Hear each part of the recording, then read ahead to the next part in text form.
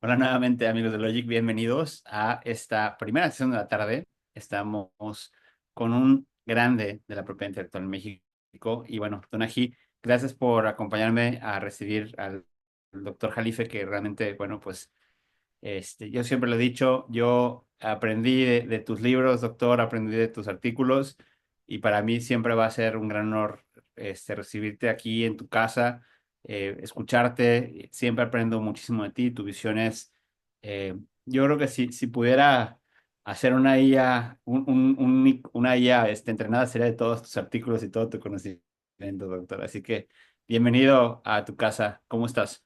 Muy bien, querido Richard, muchas gracias por la invitación, como siempre, de los amigos de Logic. Me siento pues parte de estos proyectos con los que tanto comulgamos de difusión de la propiedad intelectual y pues también celebrando que, bueno, pues ahora creo que todos estamos inmersos en este tema. Celebro mucho y disfruto mucho tus artículos, Rich, sobre inteligencia artificial y algunos otros temas de propiedad intelectual. Justo creo que esa es la idea, ¿no? Que entre todos podamos construir conocimiento a partir de la discusión abierta de los temas, objetiva, científica. Así es que feliz de verdad de estar en este gran evento, de un esfuerzo extraordinario para reunir tanto conocimiento, tanta experiencia, con tan buen entusiasmo para compartir. Así es que muy agradecido también con Danayi que nos va a ayudar a conducir la sesión. Perfecto, doctor. Doctor, yo creo que yo veo poco probable que alguien aquí no te conozca, pero más bien, más que a lo mejor leer todas tus loas, preguntan, pero más bien platícanos un poquito qué es lo que más tiene en este momento emocionado, dónde ha estado tu práctica en estos últimos años, cuál es tu input respecto del tema de la IA y cómo esto está impactando tu práctica como experto en propiedad intelectual. Sí, muchas gracias, Rich. Claro que sí. Bueno, justo, ¿no? Creo que desde hace algunos años todos los que estamos metidos en este campo, pues hemos visualizado que está cambiando a un ritmo frenético. Desde luego que inteligencia artificial se ha convertido pues en el nuevo gran desafío, el nuevo gran horizonte. Un horizonte, ya lo platicaremos en unos minutos, pero más amplio que cualquier otro tipo de tecnología que pudimos conocer antes. Hemos tenido muchos eventos disruptivos en materia de propiedad intelectual y cosas que han cuestionado los postulados de la materia, pero nada como esto. Y entonces, bueno, obviamente que tratando de entender qué viene, en dónde estamos parados, sí verdaderamente preguntándonos si la propiedad intelectual va a ser la respuesta para este desafío o cómo se tendrá que transformar en el futuro, no solamente por temas de inteligencia artificial, por temas de blockchain, por temas de big data, en fin, hay muchos temas que necesitan ser procesados, digamos, a través de los lentes de la propiedad intelectual, para tratar de saber si puede la materia seguirse estirando tanto. Pero por otro lado, también viéndolo por el espejo retrovisor, todo este gran tema del patrimonio cultural inmaterial, que para mí se ha vuelto pues una de las áreas, uno de los nuevos campos de conocimiento, este tema de cultura, más desafiantes, más increíbles, porque justo, ¿no? Creo que estamos en presencia de un área de actividad en donde la propiedad intelectual está dando una batalla histórica, o sea, estamos deformando, por así decirlo, flexibilizando principios que han alimentado esta materia siempre para lograr acoger por analogía o bajo cualquier otro tratamiento que pensemos, pues una serie de creaciones que pues no necesariamente podrían ser interpretadas o leídas desde la propiedad intelectual y que sin embargo, gracias a este valor instrumental de esta materia, pues lo podemos traer hacia la legislación con una óptica de propiedad intelectual que la vuelva útil.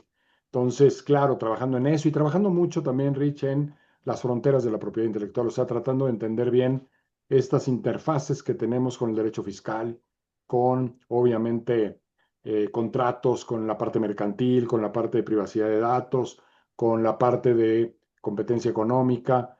En fin, la verdad es que la manera de manifestarse de los derechos de propiedad intelectual en toda esta multidisciplina jurídica se vuelve extraordinaria, los avalúos de marcas y desde luego todas las formas de explotación de derechos, ¿no? La gestión de transferencia de tecnología, los temas franquicias, todo esto que vuelve a la propiedad intelectual una materia increíblemente rica, increíblemente desafiante en todos los sentidos, en el intelectual y en la práctica profesional. Buscando pues campos nuevos, campos emergentes, Rich, creo que ya llegamos en México al momento en el que no podemos evadir, dar un brinco de calidad, si queremos estar a la altura de lo que nuestros clientes necesitan, porque los usuarios de derechos evidentemente nos van a poner a competir contra todos en el mundo. Es decir, ya creo que también esta idea de que seamos muy competitivos en la jurisdicción mexicana pronto podrá ser borrada justamente por el tema de inteligencia artificial. O nos ponemos a la altura de los mejores o simplemente vamos a desaparecer. Sí. Doctor Jalife, justo ahí quisiera preguntarle, he estado pendiente de los artículos que ha estado usted escribiendo desde que inició toda esta nueva tecnología y aquí mi pregunta es, ¿la inteligencia artificial nos está obligando a hacer un cambio de paradigma de cómo se veía a la propiedad intelectual frente a lo rápido que ha avanzado la inteligencia artificial? Sí, yo creo que el cambio de paradigma es clarísimo. De hecho, mi pregunta es si cuando revisemos estos temas en el 2050, bueno, a quienes les toquen revisarlos, pero a quienes estén estudiando estos temas hacia atrás, ¿no? Hacia la historia de cómo surgió la inteligencia artificial, de cuáles fueron las visiones románticas, bucólicas, de esta herramienta en sus primeros tiempos, ¿no? Del 2022 y estos primeros años. Yo creo que les vamos a dar risa, honestamente, porque se van a dar cuenta que muy probablemente pues que queríamos contestar a estas preguntas con una matriz que no nos alcanza, vamos a decirlo así. O sea, honestamente, y creo que con eso digo parte de lo que sería la esencia de mi participación, muy humilde, lo digo con toda sinceridad en este espacio, que estamos tratando de responder preguntas hoy que francamente con lo que tenemos a la mano no las vamos a poder contestar, ¿no? Cuando revisamos, por ejemplo, y adelantándome un poco a algunos temas que tenemos enfrente, ¿no? Al rato, pero adelantándome un poco, cuando revisamos, por ejemplo, ¿no? Esta tesis, este precedente emitido por la Corte, jurisprudencia en el sentido de que eh, no hay manera de considerar como eh, original una obra producida con inteligencia artificial, que no existe además un autor, persona física, etcétera. Es decir, tratando de meter la inteligencia artificial a la matriz muy pequeña, digamos, muy históricamente concebida del derecho de autor, pues creo que nos vamos a quedar cortos absolutamente. O sea, yo no creo que con estos postulados, que con este paradigma, podamos responder esas preguntas. Estamos por ver cosas, honestamente, que yo creo que el brinco que la humanidad está dando en términos de uso de estas herramientas es absolutamente cuántico y que lo que nos espera en 5 años, probablemente en 10, ni siquiera lo podemos imaginar.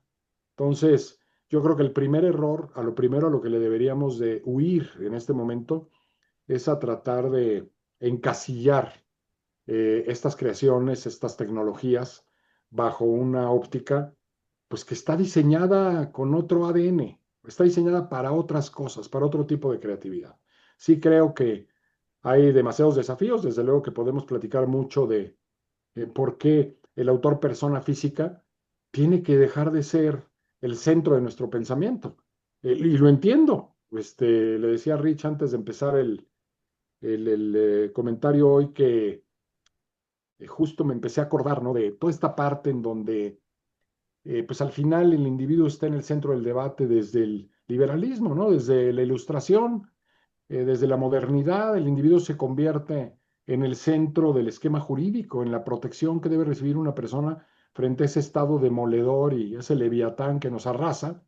Y está totalmente concebido el esquema de los derechos fundamentales, hasta el propio desarrollo de los derechos humanos en los últimos tiempos, bajo bajo el parámetro del individuo, ¿no? Y los derechos de propiedad intelectual fueron diseñados con esta consigna, desde nuestra constitución y las constituciones liberales que lo reconocieron de inicio como este privilegio que se concede a los inventores y a los perfeccionadores y a los autores por la aportación de sus obras literarias, artísticas y por las innovaciones tecnológicas a los inventores, desde el artículo 28 constitucional, pues no es más que una versión completamente liberal de esta pues, visión antropocéntrica que nos ha traído hasta el derecho de autor con esta creencia sublime, humanista, de que el autor persona física está en el centro de todo, que no hay otra manera de crear.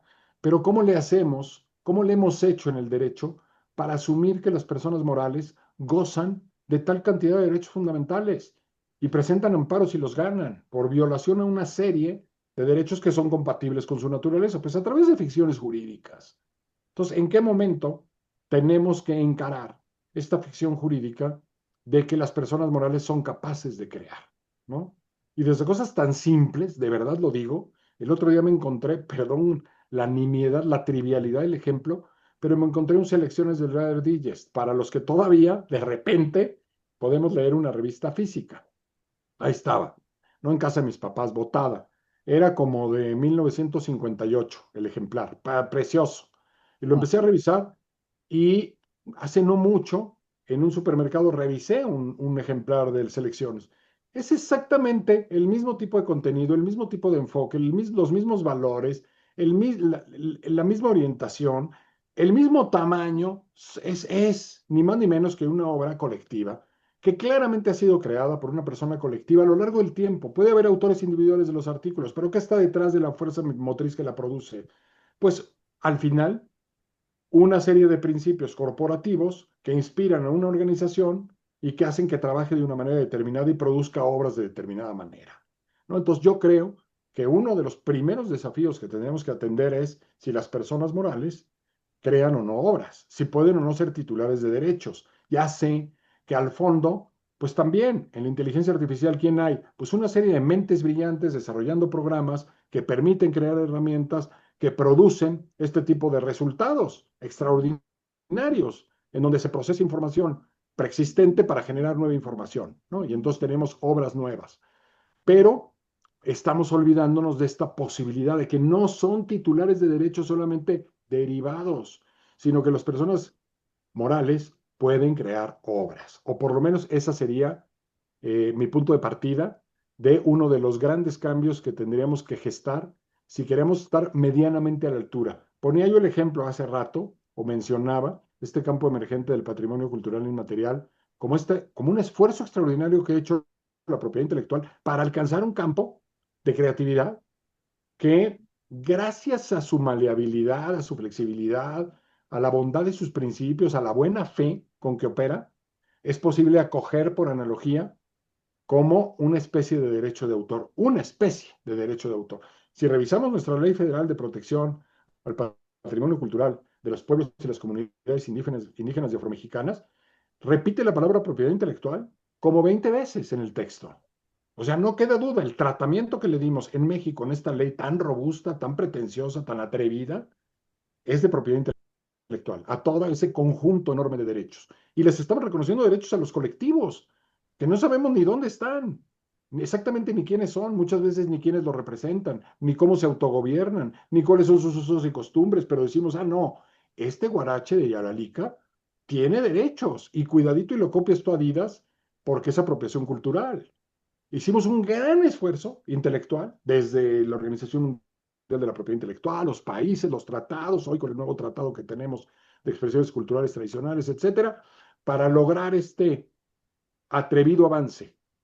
Pero nos da miedo hacia el futuro verlo desde esta perspectiva, de abandonar esta idea, pues yo creo que ya relativamente arcaica ante lo que está sucediendo, obsoleta, caduca, de que el autor tiene que ser una persona física. Suena muy lindo, es políticamente correcto decirlo. Suena muy padre decir, no, es que el rasgo humano nunca va a poder ser sustituido, nunca va a poder ser superado, siempre va a ser valorado. No, claro que va a ser sustituido, claro que va a ser superado, claro que va a ser emulado, claramente, no queda ninguna duda. Yo más bien llevaría mi pregunta a otro territorio. ¿En qué momento la propiedad intelectual se va a volver inútil? Porque no va a haber necesidad de recompensar. En mi opinión, así, pensando un poquito, proyectando las cosas hacia el futuro, yo sé que la propiedad intelectual ha tenido respuesta para muchas cosas, ¿no? Cuando se creó la Rocola, ¿no? Pues inventamos los derechos conexos y creamos las sociedades de gestión colectiva y entonces vamos cobrándole a los establecimientos mercantiles. Todavía en México hay muchas dudas si podemos cobrar o no. ¿Por qué vienen a mi restaurante y me cobran por música en las bocinas, etcétera? Pero creamos todo un enjambre de derechos maravilloso, un andamiaje, para que donde se toque una canción en el mundo hay una mano estirada para recoger una regalía que se distribuye a los autores. Extraordinaria creación de la civilización humana y de los derechos de autor. Lo digo con toda honestidad, admirable.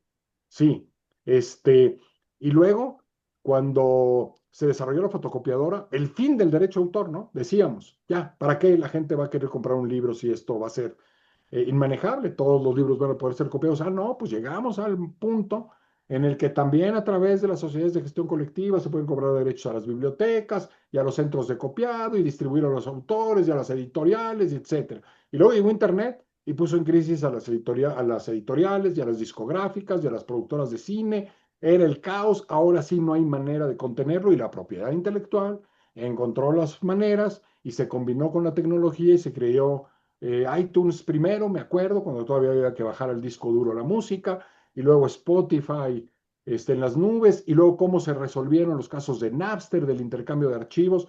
Milagrosamente la propiedad intelectual volvió a tener la flexibilidad para acomodarse a estos postulados, ¿no?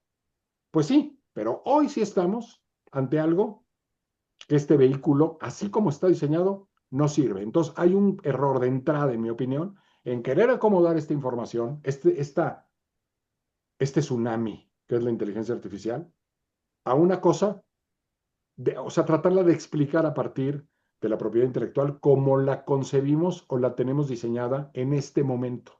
Ese es nuestro primer error, ¿no? Ya sé que, pues hay una cierta, ¿qué diría yo?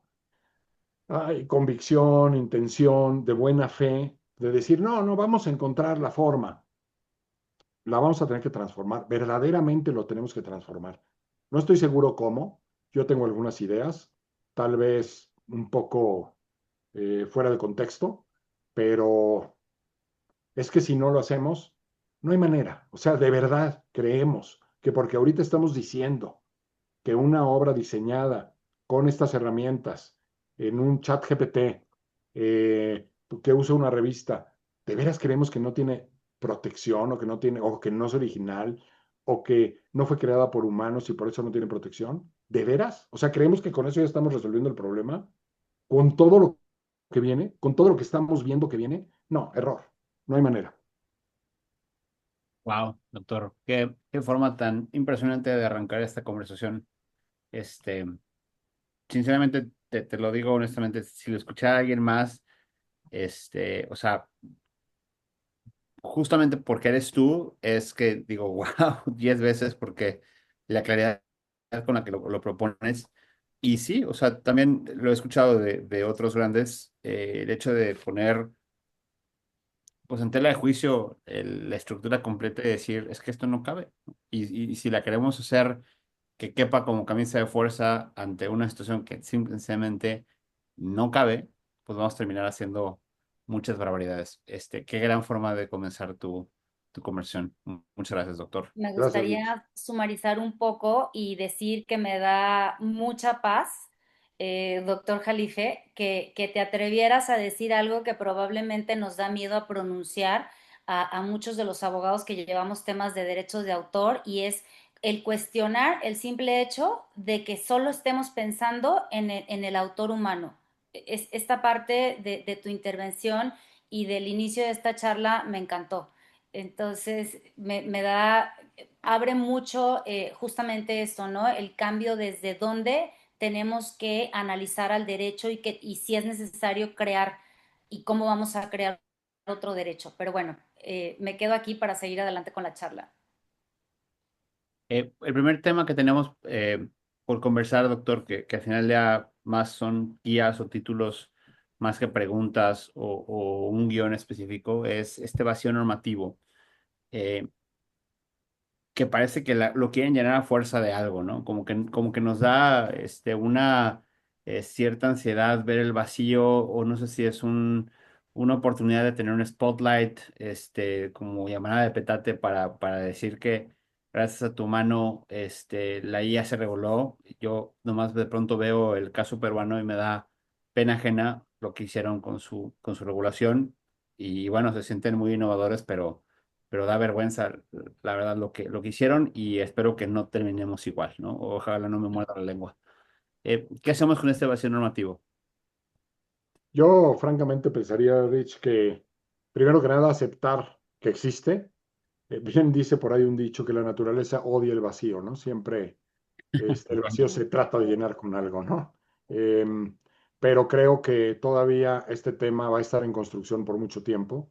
Bueno, obviamente sí creo que en temas de inteligencia artificial en lo general, no hablemos de generativa, em, hay cosas que ya se pueden regular, que ya podríamos, creo que con claridad, con objetividad, sentarnos a discutir cómo es, qué está haciendo la Unión Europea, qué está haciendo Estados Unidos, otros países y tal vez pues imitar o tomar algunas pautas que pudieran ser útiles, sobre todo para prevenir pues usos que claramente son de riesgo, que claramente implican para la sociedad serios inconvenientes, ¿no? En términos de deepfakes y en términos de uso de imagen no autorizados, en términos obviamente de todo tipo de fraudes, en usos ilegales de la inteligencia artificial para probablemente programación de drones o eh, para asistir o auxiliar actividades de delincuencia organizada. Bueno, no queda ninguna duda que hay que prohibirlas, que hay que regularlas, que hay que tratar de combatirlas. Claro, sabiendo de antemano, muchas de esas conductas ya están previstas en nuestras leyes. Hay que también partir de esa base. O sea, no necesitamos tampoco estar innovando cuando simplemente la inteligencia artificial pues, lo que viene a hacer es incrementar o catalizar cosas que son, desde luego, violatorias de muchas disposiciones que ya existen. Entonces, sí, hacer un trabajo sereno y convocar a las mejores mentes que tenemos en este país en estos temas y sentarse a discutirlo, sí. En otros temas, como por ejemplo la parte de propiedad intelectual, pues desde luego que mantenernos muy atentos a los desarrollos de otros países, a las resoluciones que se van a ir dictando.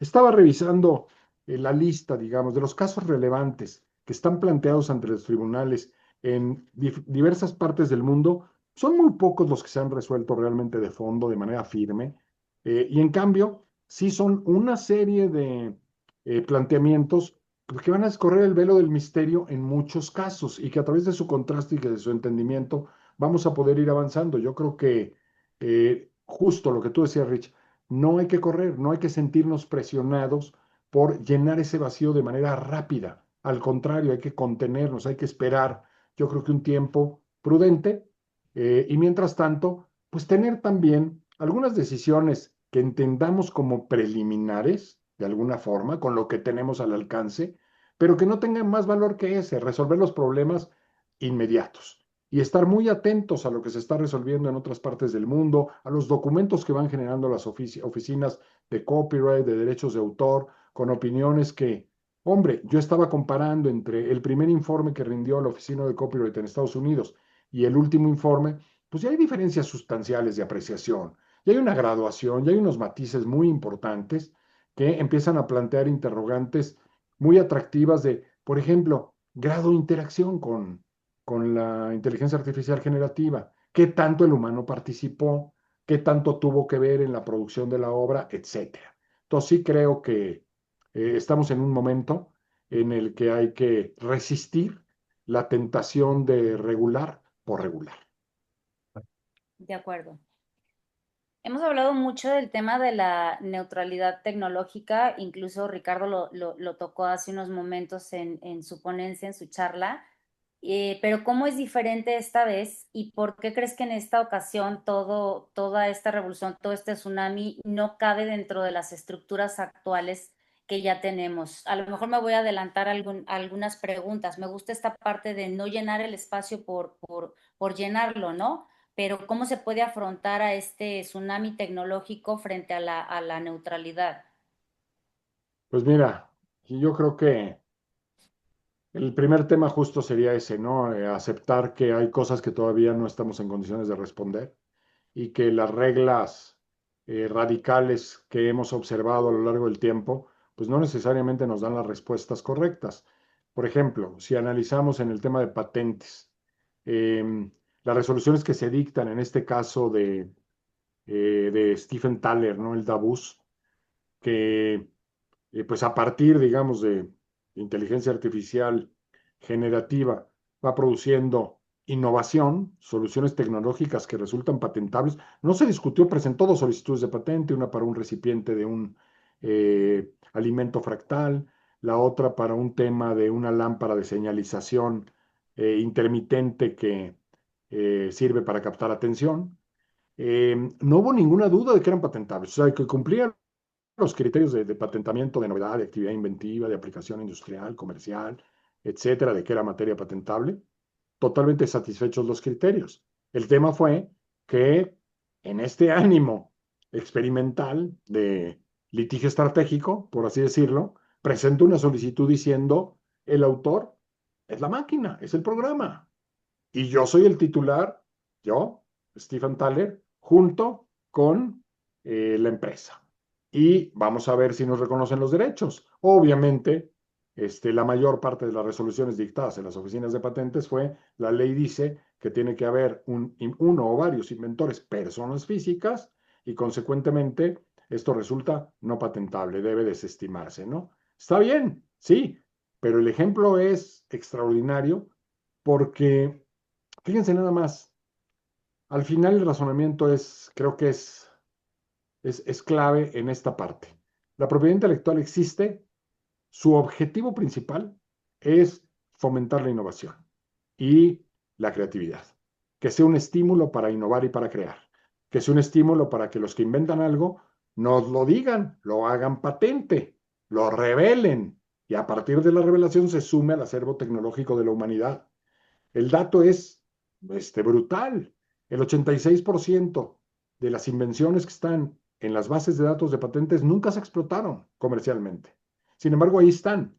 Y muchas de ellas han inspirado y han sido pauta para nutrir el estado del arte y que posteriormente puedan ser utilizadas. Eso es lo que utilizan las herramientas de inteligencia artificial también para crear nuevas soluciones tecnológicas, a partir de, obviamente, una mente que tiene la habilidad para saber qué preguntarle, qué pedirle y cómo ir desarrollando ese pensamiento en el propio programa. Obvio.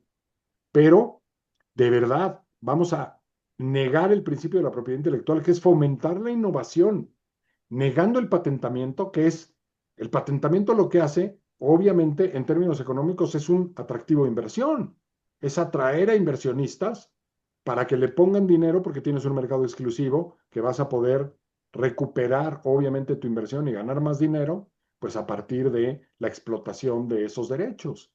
Entonces, resulta que estamos haciendo exactamente lo contrario, desprotegiendo, negando protección bajo un principio así de rígido. La ley dice que tienes que ser un inventor persona física y entonces no te lo puedo patentar. ¿De veras? Bueno, entonces tendríamos que partir de la base de que todos los que participaron en el diseño de ese programa, más la persona, el usuario, que con sus prompts fue obteniendo el resultado, si necesitan de veras esa explicación, pues ahí la tenemos. O sea, si de veras tenemos que cumplir el requisito, podemos llegar a esa ridícula solución. Pero ese no es el caso. El caso es que tenemos como humanidad, evidentemente, que alentar la innovación, porque eso es lo que hace la diferencia en las sociedades modernas, que no nos quede ninguna duda.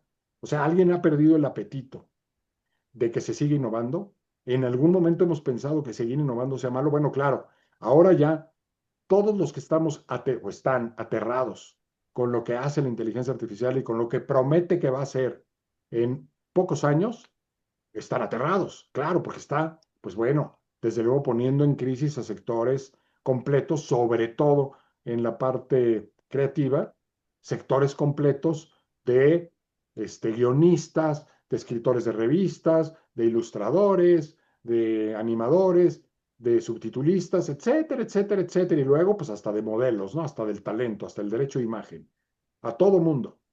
Bueno, el otro día leí un artículo que hasta en la industria porno hay una crisis brutal porque ya empiezan a generarse videos de este tipo que además le gustan muchísimo al público. Entonces, claro que se va a dar este fenómeno en todas las áreas. Por eso, vuelvo a insistir, la pregunta correcta también sería, ¿vamos a necesitar una propiedad intelectual que recompense autores de obras que no tienen valor económico, su valor es bajísimo.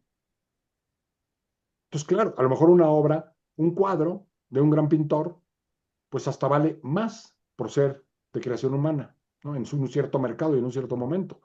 Pero el grueso de lo que se va a estar produciendo en términos de obras consumibles, de series de televisión, de revistas, de artículos, de ilustración, de música, de videos, de textos, etcétera, etcétera, etcétera, incluyendo innovación y creatividad en todas sus formas, de verdad vamos a necesitarlo seguir recompensando como se hacía de inicio. Entonces, lo único que quiero hacer es demostrar que la fórmula está en crisis, que nuestro sistema de propiedad intelectual como está construido no va a lograr flexibilizarse lo suficiente para responder a esta dimensión, a este tamaño de cosa. Se necesita una ley diferente, se necesita un pensamiento diferente. Doctor, estoy completamente de acuerdo contigo respecto a lo mejor a la sensación de que a lo mejor crear no es, digamos que la sobresimplificamos o la creación no tiene la mejor, el mismo grado de complejidad que podría haberse tenido hace 15 20 50 100 años y que un poco el sistema del derecho de autor es un sistema de recompensa, ¿no? Es un monopolio temporal que se hizo para preservar y para poderle dar a quienes eran creadores, quienes no tenían tierras o quienes no tenían industria, pudieran heredar algo, ¿no? Es un sistema creado como una ficción jurídica, como tú lo comentaste al inicio de esta conversación, estructurado en eso, ¿no? Es en un pacto social de un sistema de recompensas.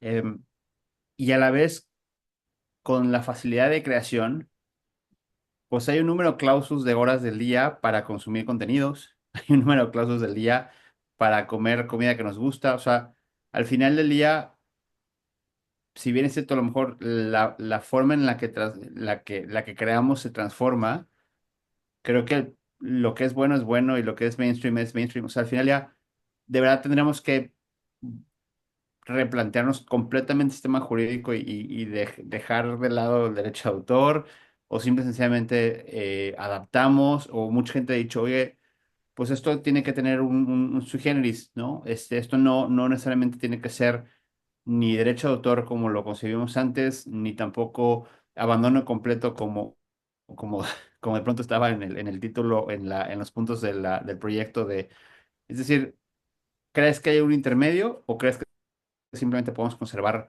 la figura de derecho de autor como la conocemos? ¿Cuál es tu postura en ese sentido?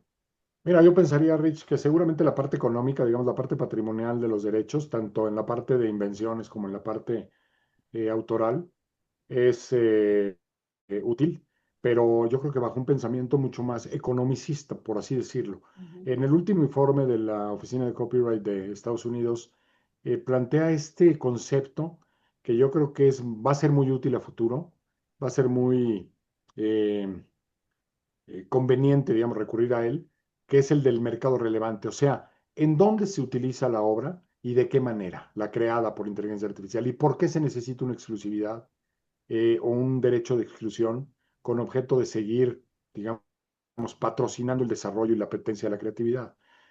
Creo que por ahí pueden estar las respuestas, o sea, ya no un derecho tan universal, tan plástico, tan humano como los derechos morales, con todas sus facetas y el reconocimiento de la calidad, de la paternidad, de la integridad de la autora, la obra, el derecho de arrepentimiento, todas estas hermosísimas bondades de este riquísimo derecho fraccional que es el derecho de autor. Creo que tenemos que pasar algo, yo creo que mucho más simplificado, en donde además recortemos los tiempos de protección. O sea, me parece totalmente inconsistente que estemos calculando tiempos de protección de obras a 100 años después de la vida del autor, ¿no? Eso Del es último. no Y del funciona último con este autor, tipo de exacto. creatividad. Claramente los postulados hay que reformarlos desde esta visión, creo, de pensar en la titularidad en la creatividad de las personas morales como tal, ¿no? Desde el origen, en una restricción de los derechos morales algo mucho más funcional, y en que los derechos patrimoniales estén acotados y sean más funcionales en los mercados donde verdaderamente tienen significado.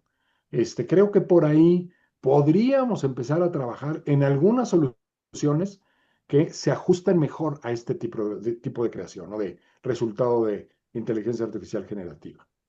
Perfecto. En Claro. este sentido, los derechos, bueno, más bien los sistemas de copyright, en cierta manera, digamos que la tendrían un poco más fácil porque ya están desvinculados de esta parte humana y más acostumbrados a voltear a ver la parte económica, ¿no? Algunas soluciones que yo había estado revisando eran incluso extremas, era en la postura de darle derechos de autor patrimoniales a todas las creaciones independientemente del grado de intervención e incluso aquellas creadas de forma espontánea que me pareció un poco exagerado y entonces decía las soluciones pues sigue al titular de la inteligencia artificial, ¿no? ¿Quién es el titular? Él es el que entonces será retribuido con los derechos patrimoniales. Creo que no necesariamente va por ahí la cosa, pero sí, sí siento, justo con esto que acabas de comentar, que hay que hacernos un poco de cambio de chip al momento de hacer este cambio de legislación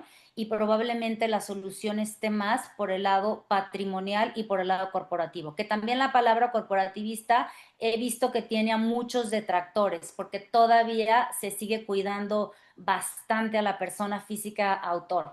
Pero bueno, vamos a avanzar un poquito más con la conversación y vamos ya analizando algunos casos reales que ya hemos estado viendo y me llama mucho la atención esta selectividad arbitraria de por qué la IA sí trabaja con el estilo de Ghibli, pero bloquea a Disney. ¿Qué pasa ahí? ¿Hay algún tipo de protección implícita en la ingesta de datos de la IA que está bloqueado Disney o qué pasa? Bueno, fíjate que esta reflexión, este comentario que haces, don allí, me lleva a varios puntos que yo creo que son claves en el entendimiento de todo este asunto. Primero, fíjate nada más, se está planteando entonces aquí, en este interrogante, la posibilidad de que se cometa una infracción o una violación de derechos, pues que cada sistema jurídico calificará y reprimirá de la manera que mejor considere, ¿no? En el caso de México, bueno, pues vamos a decir, si se utiliza un personaje protegido, caso además único de México con las reservas de derechos, Ujú. en otro país podría ser una violación a una obra autoral, porque pues, los personajes se van construyendo a través de la publicación de las obras, pero en este caso en particular, vamos a decir que el caso fuera en México, pues tenemos una infracción administrativa, no hay delito para los personajes, pero sí es claramente una infracción en materia de comercio. Muy bien, eh, ¿quién la comete?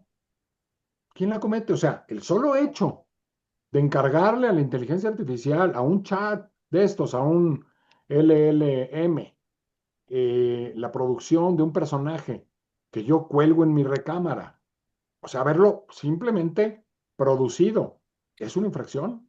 ¿Ya es un uso no autorizado de una obra o de un personaje? Primera pregunta. Segunda, vamos a suponer que el uso es comercial.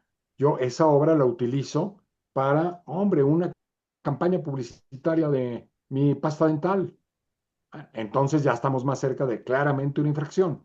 Entonces, ¿quién es el responsable? ¿El que usó la obra para ciertos fines? ¿El que la produjo?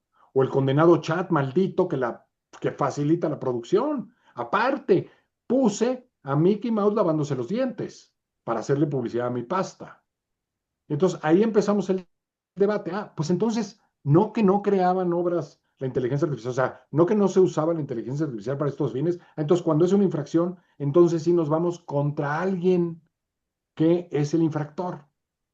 Pues ese, entonces, si esa obra resulta que no infringe, entonces no tiene derechos esa obra creada por el mismo medio, pues vaya para interrogante, ¿no? Creo que la respuesta es clara. Claro que debería tener derechos. Evidentemente debería tener derechos. Bueno, primera reflexión. Segunda, en este caso en particular, bueno, pues fácil, porque obviamente ya todas las empresas que están desarrollando plataformas de lenguaje largo, pues claro que están preocupadas por estas demandas todavía pues muy experimentales, ¿no? Ni modo que no esté preocupado ChatGPT por la demanda de este New York Times. de New York Times, o ni modo que no esté Midjourney preocupada por la demanda de Disney y de, creo que fue, no Getty. sé si Universal o alguien más. Obviamente que están preocupados porque de pronto se pueden encontrar bajo este razonamiento tan particular, tan básico, tan tradicional, para no usar adjetivos tan feos. Claro que se pueden encontrar con una sentencia multimillonaria que los condene a morir en el infierno. Claro, que los quebrante económicamente. ¿Por qué? Pues imagínate nada más que declaren que sí, que no se pueden entrenar los modelos con la información preexistente en Internet, ¿no? Imagínate una locura de ese tipo. Obviamente la humanidad no se va a detener en la propiedad intelectual para dar estos brincos. No va a pasar. La humanidad avanzará y avanzará y avanzará y no habrá sentencia de juez alguno que pueda detener este crecimiento exponencial de esta herramienta. No hay manera, desde mi punto de vista. Y entonces la propiedad intelectual queda exhibida como totalmente inoperante e insuficiente para resolverlo. En este caso en particular, ¿por qué? Porque no hay apropiación sobre los estilos. Entonces, Ghibli al final es un estilo. O sea, tú ves una caricatura hecha bajo el estilo Ghibli, lo reconoces, pero no necesariamente es el contenido de Ghibli, es el estilo de Ghibli. Es como si tú pintas ahorita un cuadro al estilo Van Gogh. Te podrán decir, ay, qué poco original, parece Van Gogh, Van Gogh. Sí, pero si no es idéntico, si no estás copiando claramente una obra de Van Gogh, no tienes absolutamente ningún problema. La podrás producir igual que una plataforma puede producir una aplicación de este tipo, puede producir una imagen estilo Ghibli, pero no violar sus derechos. En cambio, los personajes que sí son objeto específico de tutela en nuestro sistema, pues entonces, claro, que ya empiezan a tener cuidado de no facilitar este tema de que se pueda producir un personaje de Toy Story, un personaje de Disney, un personaje de Marvel, porque eventualmente bajo esta retórica, bajo esta visión, puede ser considerado como una infracción. Muy Doctor, cierto, de hecho, perdón, en algún momento se popularizaron bastante las caricaturas con estilo kawaii y también de repente hubo por ahí algunos litigios y en realidad era, o las resoluciones fueron protección a personaje más allá del estilo. Perdón, adelante ya. no, no, no, no, no. Esta creo que va a ser la última pregunta de la tanda. Hoy tuvimos la visita de ITZY, de parte de la maestra ITZY, de parte del instituto, y salió el tema, la conversación de si tendríamos que o no declarar que parte de nuestro proceso creativo en materia de patentes o inventivo tenía que ser la declaración o no de, pues, de que lo hicimos con IA, ¿no? O sea, digamos que se mencionó, se platicó.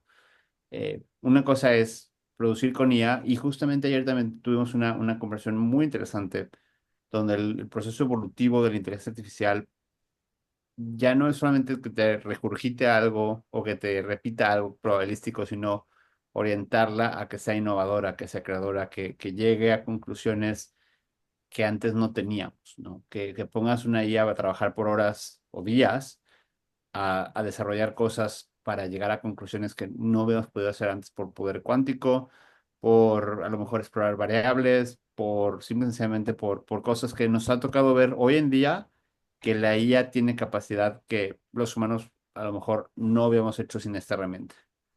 Eh, pero bueno, tú sabes que hay un sinfín de recovecos en materia de patentabilidad, invención. ¿Qué opinión tienes en ese sentido? Poco hemos hablado del tema de invenciones hoy y creo que me encantaría escuchar de tu parte. Sí, ¿Cuál- Rich, yo creo que justo es uno de los campos donde todavía, digamos que no hay criterios tan claros, pero yo primero preguntaría, o me preguntaría a mí mismo, ¿cuántas veces no los propios investigadores utilizan y utilizaban desde hace mucho procesos de inteligencia artificial en el desarrollo de nuevo conocimiento? Yo me acuerdo un cliente que trabajaba mucho con formulaciones para combatir bacterias poco conocidas que atacaban árboles frutales.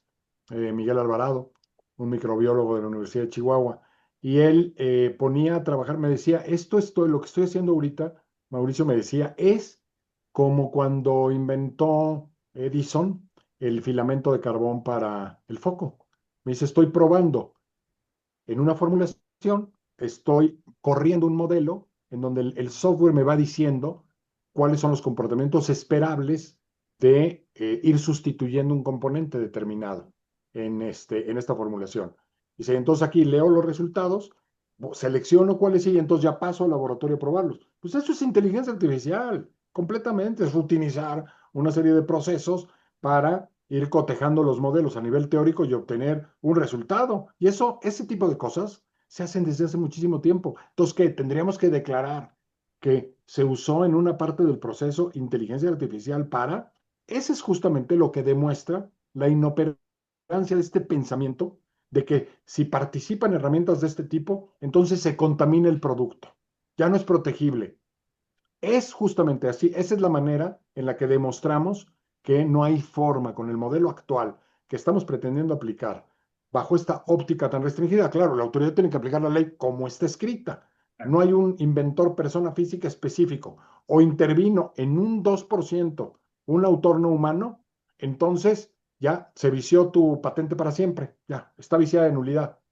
Creo que no es el caso. Justo ahí es donde creo que tenemos que evolucionar muy rápido, cambiar los criterios, decirle a Indautor que se equivocó, que aparte, perdón, pero sale Indautor a promulgar este criterio de la Corte como un triunfo. Qué bien lo hicimos, estamos defendiendo al autor humano de esta andanada tecnológica horripilante que nos va a quitar los trabajos. O sea, ¿en serio? Eso es totalmente primitivo, perdón, pero es rupestre. Digo, lo lamento decirlo, pero nos estamos equivocando en tratar de establecer criterios ahorita que rijan para el futuro, cuando el futuro está cambiando cada mes o cada semana. O sea, yo cada vez leo más cosas de inteligencia artificial que digo, en qué va a parar esto? Es que no va a parar. Es lo que pasa. Te preguntó muy al principio de la conversación, Carlos, Vargallo o Vargallo, no sé cómo sea el apellido, pero bueno, una disculpa. Te pregunta que si no sería prudente abrir un nuevo brazo de la propiedad intelectual con todo referente a la IA. ¿Crees que Absolutamente sí, Carlos. Estoy totalmente de acuerdo en ese criterio. Hombre, hemos abierto brazos nuevos de la propiedad intelectual para variedades vegetales. ¿Por qué? Pues porque no se compenetraba del todo con patentes, porque no correspondía al campo de los modelos y tuvimos que crear las variedades vegetales. Tuvimos que darle un régimen particular también a el tema de patrimonio cultural inmaterial. Hombre, ¿cómo se resuelven los problemas de nombres de dominio y marcas? A través de un procedimiento muy creativo, arbitral, de carácter internacional, que la OMPI propuso como documento de solución de controversias entre nombres de dominio y marcas, totalmente original, novedoso y que crea un campo prácticamente nuevo para la propiedad intelectual. Claramente sí. ¿De qué tamaño, de qué dimensión? Pues no lo podemos saber, pero sí habría ya que estar pensando en apartarnos de los principios tradicionales y pensar distinto. Sí, justo, creo que eso es. Por ahí va. me estaba guardando para el final? Prometo que siempre leo las preguntas, pero trato de buscar el punto adecuado. Gracias. Doctor, nos quedan 5 minutos. ¿Alguna reflexión final que te gustaría compartirnos o crees que ya cerramos con broche de oro? Pues mira, no, básicamente agradecerles mucho, celebrar el ejercicio que están corriendo. No me he dado, he escuchado un par de pláticas muy impresionantes todas, sobre todo las dos primeras de ayer, impactantes, los gemelos estos que van a hacer que nos olviden rápidamente nuestras casas y nuestras oficinas. Muy impresionante, pero bueno, eso es justo lo que pone el ejemplo, pero celebro este tipo de eventos porque lo que quiero es escuchar con gran detenimiento cada una de las pláticas. Que sé que tienen expositores de primerísima línea a los que hay que aprenderles mucho. Va a ser una verdadera delicia poder estar recorriendo las pláticas en todos sus detalles, matices, propuestas, análisis, etcétera. Y nada, pues simplemente estar muy atentos a lo que viene. En materia de marcas, ahí sí, porque solamente nos faltó ese tema y no me gustaría dejarlo de lado, pues no tenemos problema. ¿Por qué? Porque ninguna oficina de marcas le importa cómo se generó el derecho. Si le importara, entonces tendría el INPI que decirnos, oye, espérame tantito, me estás presentando una marca con diseño, preséntame que hay un autor persona física o varios que efectivamente es una obra por encargo o te cedieron los derechos o tienes una licencia o cómo accediste a este diseño, cómo se generó, cómo se creó. No, afortunadamente a las oficinas de marcas les importa la distintividad. No les importa ni la originalidad, ni les importa la novedad. Esas le importan a las oficinas de patentes y le importa la originalidad a las oficinas de derechos de autor. Aquí solo nos importa la distintividad y por lo tanto, si creamos marcas con inteligencia artificial, pues entonces resultan absolutamente registrables de la manera tradicional. Lo cual por ahí también atisbo un principio probable de solución hacia el futuro por este mismo manejo acotado de los derechos, ¿no? De la limitación que tiene el uso de una obra creada con este tipo de herramientas que muy probablemente tenga un fin distinto y que no necesite de todo el aparato de recompensa que se creó en el siglo XVII, porque estamos en un siglo XXI que es completamente diferente. Doctor, como siempre, un honor tenerte por acá. De verdad, admiración y aprecio hacia tu trayectoria y tu forma de pensar. Gracias nuevamente por darnos la oportunidad de explorar estas ideas contigo. Como siempre va a ser un placer. Y gracias a los... yo sé que no se ven, se me quedó un par hace ratito que por qué les bloqueo la visibilidad. Son 225 personas. Así que muy orgulloso de poder tener esta convocatoria, doctor, que logras siempre con tus ponencias. Y espero que estas ideas se popularicen y lleguen a más, digamos que amueblemos un poquito más la cabeza. No, al contrario, el agradecido soy yo, Rich, don allí, por la invitación de verdad y a todos los que tuvieron la paciencia de escucharnos en esta hora, además después de la comida, que son horas difíciles, de verdad les aprecio mucho su interés y ojalá que podamos seguir compartiendo estos espacios en el futuro. Muchas gracias a todos. Gracias. Gracias, doctor. Gracias, Ricardo. Nos estamos viendo. Hasta luego. Adiós.